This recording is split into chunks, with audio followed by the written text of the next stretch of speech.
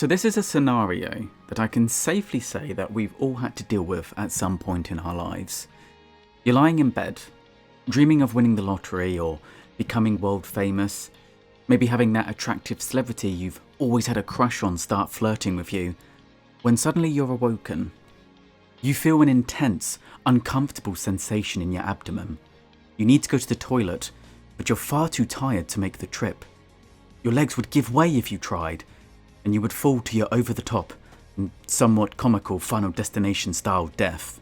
So you lie there, hoping that it'll pass, hoping that sleep will embrace you once more in its comforting embrace. But as every minute passes, the uncomfortable sensation only rises further.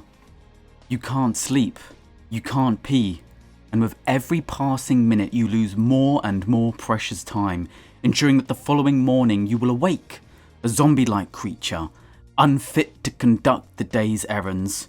In desperation you scream out in your mind to every god of every pantheon you know, Why, cruel deities, have thine evil machinations forsaken me in my time of need? Of course, the simple solution is to build up the motivation and go to the toilet. But if you've ever suffered with mental health, or know someone who has, then you might well be aware that knowing what to do and actually doing it can seem oceans apart. Learned helplessness was first described by the psychologist Martin Seligman in 1967, who was interested in the debilitating effects of depression. I think it's important to mention that by today's standards, these tests would be deemed unethical. That said, it is a preferable outcome that we research and learn from them, rather than condemn and dismiss them outright. Seligman used dogs and divided them into 3 groups, all of which were placed into a shuttle box containing a lever. In part 1 of the experiment, Group A were placed in the room for a period of time. Nothing happened, and then they were released. Group B were placed in the box and intermittently shocked. If the dogs here pressed the lever, the electricity would stop. Group C were paired with Group B. If the Group C dogs pushed the lever, nothing would happen. The shocking would only stop if the dogs they were paired with in Group B pulled their lever. As such, the Group C dogs learned that to them, when the shocks ended, seemed to be completely at random. In their experiment, there was nothing they could do to end the pain. In part 2 of the experiment, all 3 groups were placed into a box, which was divided in the middle by a small jump the dogs could leap over. Groups B and C were not linked this time. In all 3 groups, a warning would play, either in the form of a blinking light or auditory cues. If the dogs remained on the left-hand side, they would receive a shock. If they moved over to the right-hand side, however, they would not be shocked. Dogs in groups A and B quickly learned how the shuttle box functioned and would jump to safety to avoid the shocks. Group C, however, did not.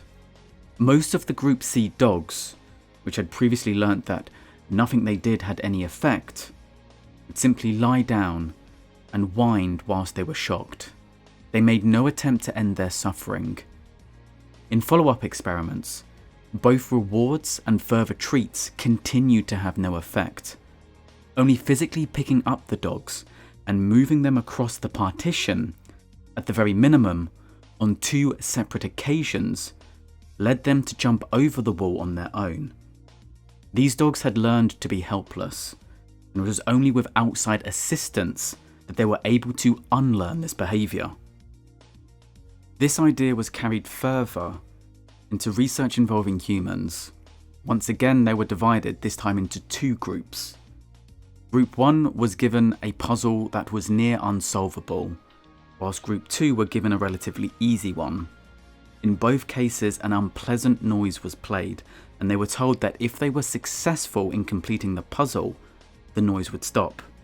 Group 1 obviously was unable to complete it, whilst Group 2 completed it with no problem. This experiment was repeated with the same 2 groups of people. This time, both groups were given a puzzle that was easily solvable. Despite this, Group 1, which were previously given the near impossible puzzle, performed significantly worse than Group 2. They had assumed that, much like last time, this puzzle would be impossible. This shows us that not only can people learn to be helpless, but if one is successful in being able to solve situations repeatedly, then they are much more likely to do so in the future. As a quick side note, I know that psychology is an area that is not fully understood by all, or even taken seriously by some. I've heard a lot of rhetoric online with the mindset of mental illness is not real, and that it is a myth pushed by big pharmacy companies to sell drugs and turn profits. From this, I would like to point to a 2011 follow-up study that showed that animals who had control over a stressful stimuli showed a change in neuron excitation of the prefrontal cortex. Those that lacked control did not show this excitation, and these animals went on to exhibit signs of social anxiety and learned helplessness. Mental illness shows a demonstrable biological impact in brain activity of both animals and humans. Yes, drugs are not always the answer, but to state that mental illness simply isn't real contradicts the literature at hand. Extrapolating this information to context in a real-world scenario, we can see this pattern of behaviour play out in very damaging positive feedback loops. A child sits an exam. For whatever reason, they achieve a poor mark. This poor mark leads to a negative attitude. Maybe they think I didn't do well because I'm too stupid. Maybe other children make fun of them for not doing well, or perhaps even the criticism of the teacher only makes things worse. This isn't good enough, or you didn't work hard enough. This leads to low self-esteem and a sense of failure. The child starts to think that they are simply not smart enough to understand the concept, that their IQ is simply too low. So they give up trying, avoiding the work entirely because what's the point if they're just going to fail again anyway? Of course, because they are no longer engaging in the work, they are only going to do worse and worse. Every time they do, it only reinforces the notion that they were not good enough in the first place, which in turn leads them to give up even more. It creates a vicious cycle, which requires outside assistance to break. They need a peer to sit down with them, to go through the work they are struggling with, and to guide them through, to make them realise that if they put the effort in, they can overcome this challenge. Of course, all too often, this doesn't happen. It's very easy for teachers, whose hands are tied down by school's rules and regulations, to simply label this child as an underachiever. They are put into bottom sets, which only reinforces the idea that they are not capable, and write them off academically as a lost cause. It's not just children that are affected by learned helplessness. Homelessness is another area where this maladaptive thinking often goes hand in hand. There's a plethora of reasons why an individual might be homeless. It's rarely just as a result of poverty and unemployment. If it were, the solution would be simple, and in those cases, when an individual has fallen on hard times, they would receive support and then go on to live better lives. Sadly, mental health is often the root cause of many of these situations. The patterns of behaviour that initially lead to homelessness often resurface, leading to individuals becoming homeless again and again. For those having interactions with a housing team, many places will only consider an application a repeat application if it's the second one received in the last 12 months, leading to relatively low numbers. Where a repeat application is considered by anyone who has previously been assisted at any time, the number of repeat applications rose to 58%. These individuals need support in the form of long-term therapy, counselling, and psychological evaluation. Of course, it is far simpler and easier for local authorities to place spikes and other anti-homeless measures in place to move them out of sight and call it a day.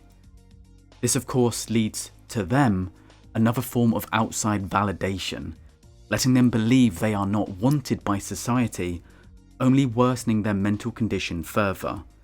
Why would they seek help when there is evidence in front of them that they are not tolerated?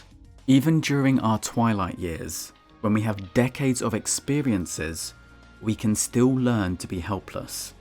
There are many situations in long-term care that can lead to learned helplessness. Every time a call bell goes unanswered for too long, it leads residents to conclude that there's no point asking for help. When a staff member tells a resident that they will follow through on a task and then doesn't, that experience is reinforced.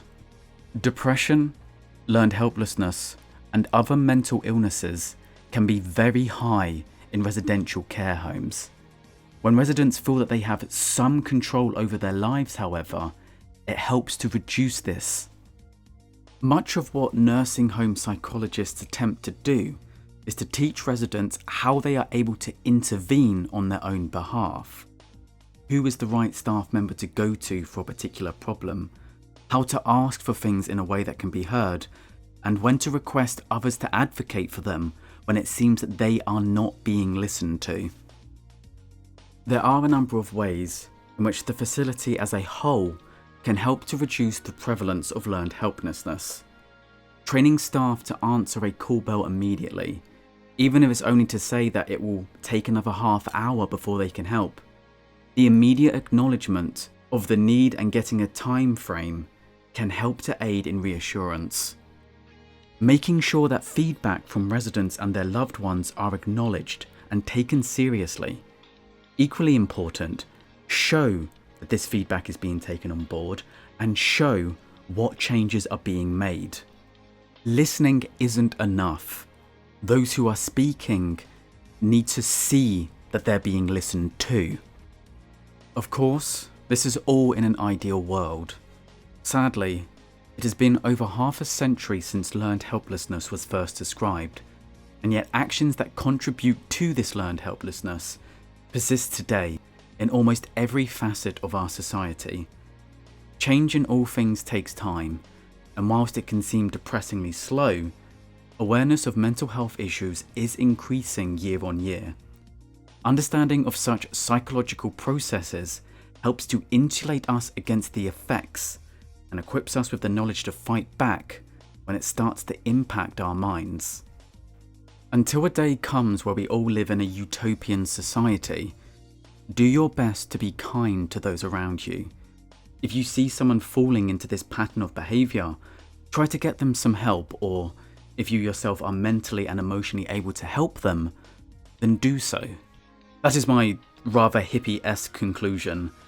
Try to understand another's point of view and why they might be thinking the way they do, rather than judge and condemn them. Show compassion and empathy when you can, and radiate love at every opportunity you get. Thank you very much for watching.